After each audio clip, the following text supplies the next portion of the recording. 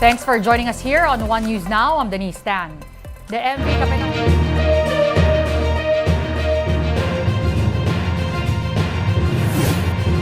Kapitan Felix Oca has departed Manila for El Nido in Palawan for the Christmas convoy to the West Philippine Sea.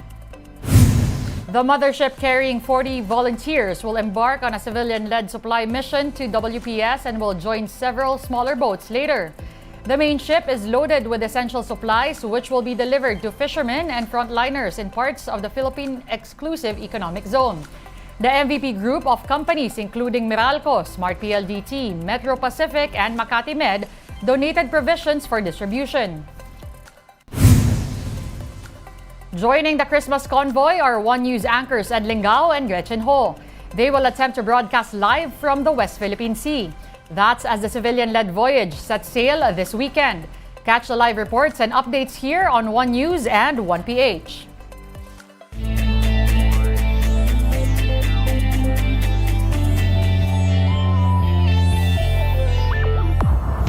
Headlining the game on One News Now is Commissioner's Cup action resuming today, Friday, at the PhilSports Arena in Pasig. First to play are the NLEX Road Warriors and the Rain or Shine Elasto Painters at 4 p.m. ROS eyes back-to-back wins after starting their season poorly with an 0-5 record. In the second game, the San Miguel Beermen and Northport Batampierre will face off at 8 p.m. And with the PBA in play today, let's look back at the 5 best plays from last week's games. Watch this. 7 seconds remaining before the end of the first half. Harold Alarcon, inside, outside. Cagulangan fires at the buzzer.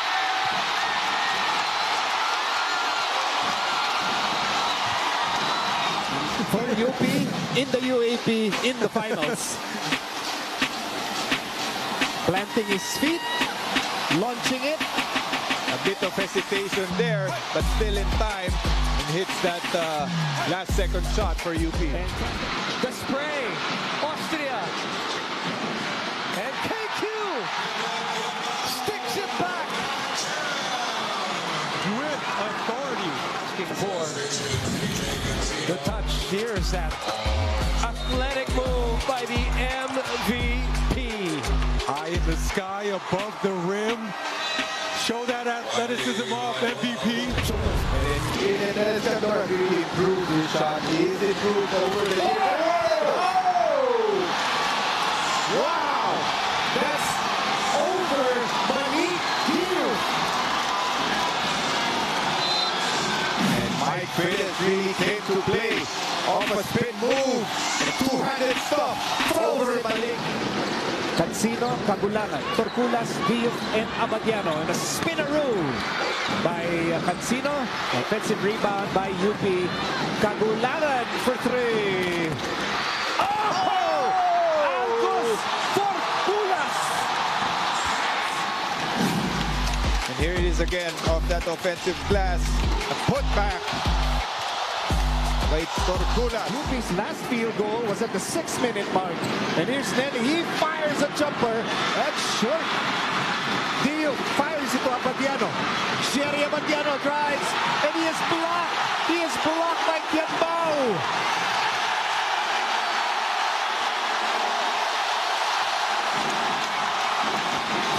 And in this play, Jerry Abadiano trying to take KQ in transition.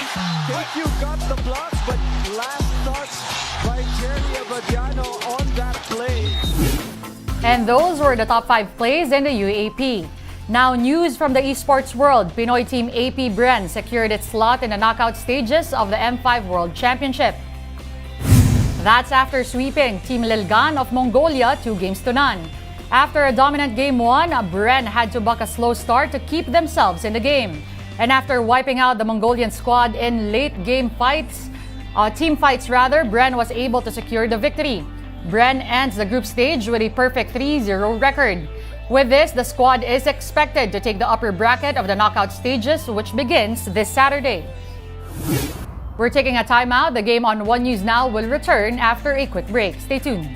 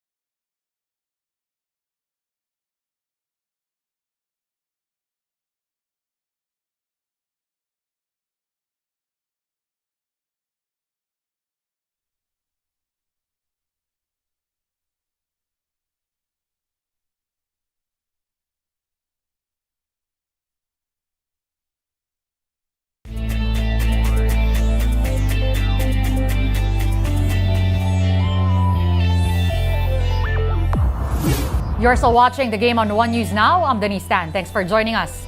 The Creamline Coast Smashers and Signal HD Spikers inch closer to booking final spots in the PVL All-Filipino Conference. Here's the story. So almost 3 players in double digits. The Creamline Coast Smashers entered the semifinals, carrying the momentum of their elimination round sweep. And they seem to have not lost a step against the 4th-seeded Cheritigo Crossovers. After winning the first set, the defending All-Pinay champs rallied to defeat the Crossovers in straight sets. The next 2-set victories didn't come in easily as they had to grind it out against a tough Cherry squad. Still, the team had enough firepower to hack out a 25-18, 27-25, and 25-22 dub.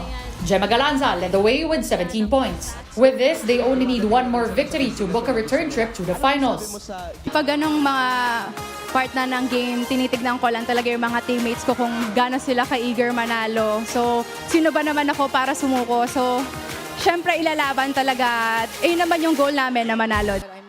Meanwhile, if the first game was a sweep, the matchup between number 3 Signal HD Spikers and number 2 Chocomucho Flying Titans went the distance. Chocomucho had the advantage early on as they led 2-0. With their backs against the wall, the HD Spikers seemed to have woken up and hammered Chocomucho in the next 2 frames, arranging a decider.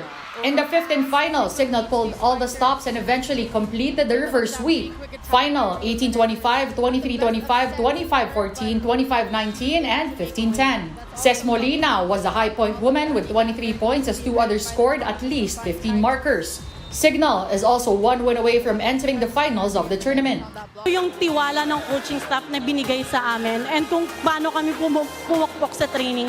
And yung lagi nare-remind ng coaching staff sa amin na na-training na natin to, ito na yung game plan natin, so mag-stick lang tayo sa game plan. And ang laking factor na naglaro kami as one cohesive unit.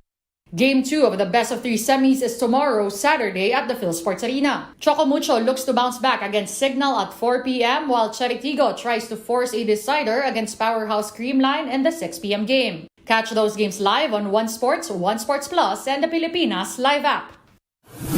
LaSalle MVP Kevin Quiambao is set to make a big decision on his basketball career after winning the UAP Season 86 title with the Green Archers. Quiambao is embarking on a vacation to Japan on December 15 with no firm decision yet on his future. While he's willing to run it back with the Archers again, everything's fluid at the moment. For now, he's just looking to take some much-needed rest and spend time with his family. His decision is huge due to him being an integral part in LaSalle's championship run. KQ capped off a solid Season 86 campaign with a season MVP, finals MVP, and the title. The finals of the inaugural NBA in-season tournament is all set. First to advance to the title match are the Indiana Pacers after beating the Milwaukee Bucks 128-119. The Pacers closed out the game on a 21-13 spurt with Tyrese Haliburton being a key cog en route to the dub. Haliburton finished with 27 points, 15 assists, and 0 turnovers for Indy.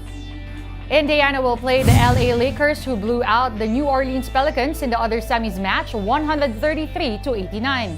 The game was still close until late in the second quarter where the Lakers surged to a double-digit lead.